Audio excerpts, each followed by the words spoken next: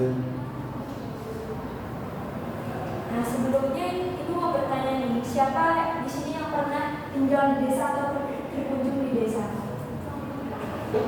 Saya tinggal di desa. Yang lain? Saya pernah liburan ke desa waktu lebaran kemarin. Oke, Puspa, Iza? Kalau saya tinggal di kota, tapi keluarga saya tinggal di desa. Berarti udah familiar ya dengan yang namanya desa sama kota. Oke, tanpa berlangsung lama-lama, silakan anak-anak buka halaman 211 mengenai desa dan kota.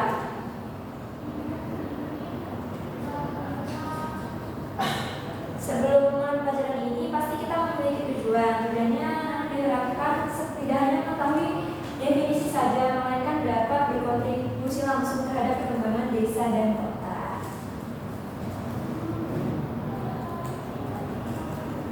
Sekarang kita memasuki materi. Ibu mau bertanya nih, mengapa banyak orang dari desa pindah ke kota dan apa dampaknya bagi desa dan kota? Karena di desa itu ada ibu, jadi mereka sedang makan terus bagus. Jadi di kota itu nggak seperti itu. Sebenarnya tidak hanya fasilitas saja ya alasan orang pindah dari desa ke kota, yaitu untuk memenuhi kebutuhan hidup. Namun tantangan di kota juga besar, tidak semua orang dapat bersaing di kota, malah terdapat juga banyak permukiman kumuh. Ibu mau menunjukkan gambar.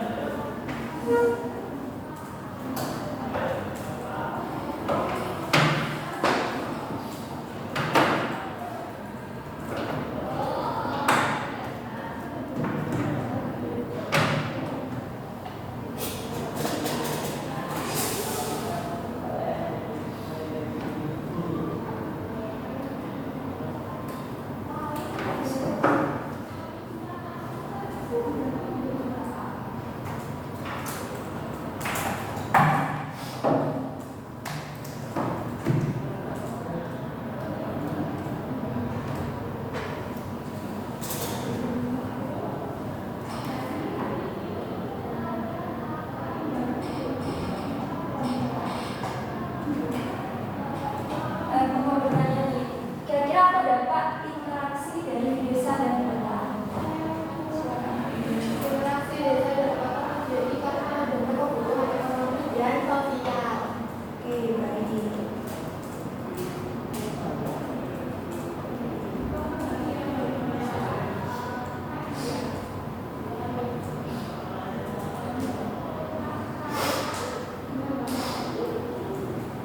Bagaimana perbedaan dan hubungan antara desa dan kota tersebut? Ada yang menjawab? Saya Bu. Kalau kota membutuhkan hasil pertanian dari desa, sedangkan desa membutuhkan teknologi dari kota. Bagus, benar sekali. Sekarang siapa lagi yang bisa menambahkan jawaban Puspa? Kalau di kota banyak pekerjaan, tetapi kalau di desa kerjanya lebih bersih dan nyaman. Baik, jadi tadi kamu menjawab tentang pindah ke kota, orang pindah ke kota karena pekerjaan ya. Bisa kamu jelaskan maksudnya? Iya Bu, jadi kalau di kota itu lebih banyak peluang kerja, terutama di sektor industri dan jasa. Bagus jawabannya, beri tepuk tangan buat kita semua. Tadi kan sudah membahas alasan orang pindah ke kota. Sekarang bagaimana jika desa lebih maju? Apakah orang masih akan pindah dan mengapa? Kalau desa maju mungkin lebih sedikit orang yang pindah karena mereka bisa bekerja di desa. Lalu coba kita pikirkan bagaimana langkah-langkah yang bisa dilakukan untuk mengurangi migrasi desa ke kota. Pemerintah bisa membangun lebih banyak industri di desa dan meningkatkan pendidikan di desa. Setelah ini akan diadakan diskusi dalam kelompok. Tugas kalian menganalisis masalah dari dua sisi, yaitu kelompok satu mewakili warga desa, kelompok dua mewakili pemerintahan kota.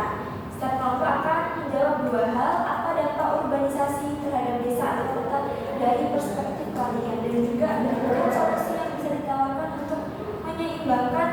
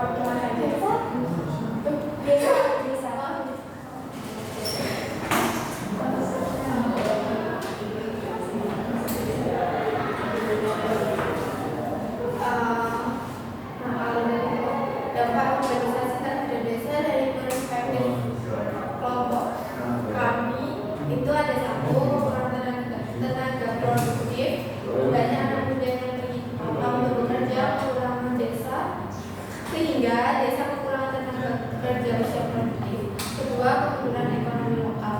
Sektor pertanian dan UMKM desa jadi lesu pandemi pelaku usaha dan bidang muda. Ketiga, pola hidup tradisional tergerus. Urbanisasi memicu perubahan gaya hidup yang bisa mengikis pembangunan lokal. Keempat, ketergantungan pada kota. Desa menjadi terlalu bergantung pada produk lokal padahal desa yang memiliki potensi sumber daya. Lalu solusi yang bisa ditawarkan untuk menyeimbangkan pembangunan desa dan kota. Satu, pembangunan infrastruktur desa, jalan, listrik, sinyal, internet, dan transportasi yang layak untuk mendukung kehidupan masyarakat di desa. Dua, pendidikan dan pelatihan lokal. Mengadakan pelatihan kewirausahaan dan teknologi pertanian untuk anak muda desa. Ketiga, pengembangan ekosistem ekowisata dan UMKM. Potensi alam dan budaya desa dijadikan daya tarik wisata yang dikelola masyarakat. Keempat, kemitraan dengan kota.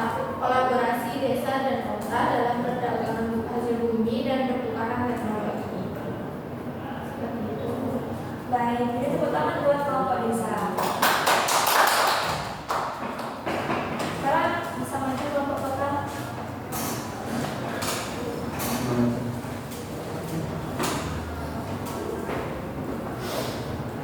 Saya Paraga dari kelompok kota akan mempresentasikan hasil diskusi kelompok kami. Jadi untuk pertanyaan pertama, apa dampak organisasi terhadap kota dari perspektif kami? Ya, antara lain yang pertama adalah perdagangan penduduk. Kota menjadi semakin padat karena banyaknya pendatang, terutama di desa. Kemudian yang kedua, timbulnya pemukiman kumuh. Banyak pendatang tidak memiliki tempat tinggal layak sehingga memicu tumbuhnya kawasan kumuh. Lalu yang ketiga adalah persaingan tenaga kerja. Lapangan kerja yang tidak seimbang dengan jumlah pencari kerja meningkatkan angka pengangguran. Kemudian yang keempat, pertanyaan terakhir, buat fasilitas publik seperti sekolah, rumah sakit, transportasi dan layanan publik kota jadi kewalahan. Lalu solusi yang bisa ditawarkan untuk menyeimbangkan perkembangan kita dari kota adalah yang pertama adalah pemenataan investasi ke daerah. Pemerintah dan swasta diarahkan untuk membangun industri atau pabrik di desa. Dan yang kedua adalah pusat ekonomi baru di wilayah desa, mendorong desa untuk menjadi pusat kegiatan ekonomi baru berbasis potensi lokal. Kemudian pelatihan untuk pendatang. Jadi di kota harus menyediakan pelatihan dan pembekalan terhadap untuk pendatang agar tidak jadi beban. Yang terakhir adalah penguatan peran kota sebagai pendukung. Kota mendukung desa dengan teknologi, pelatihan dan jejaring pasar. Sekian dari kelompok kami. Beri tepuk tangan buat kelompok kota. Oke, hari ini kita mulai belajar mengenai interaksi desa dan kota. Selain itu juga alasan orang pindah dari kota dan apa dampaknya serta cara mengembangkan desa agar lebih maju. Dari diskusi ini jadi kita semakin paham ya bagaimana dan kota dan desa saling berhubungan. Apakah ada yang ingin ditanyakan? Tidak ada? Jika tidak ada,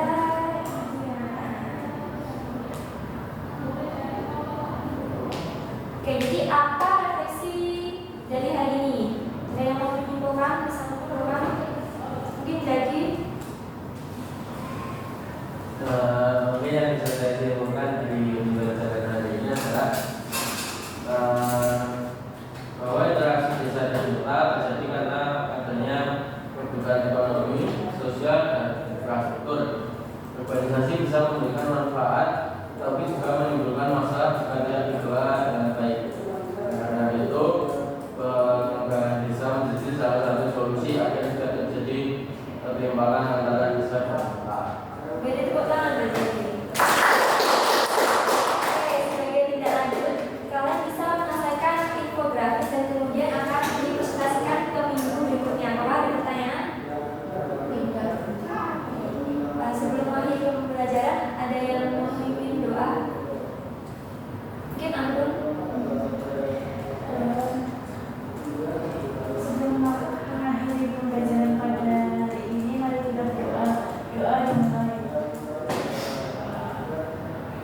berdoa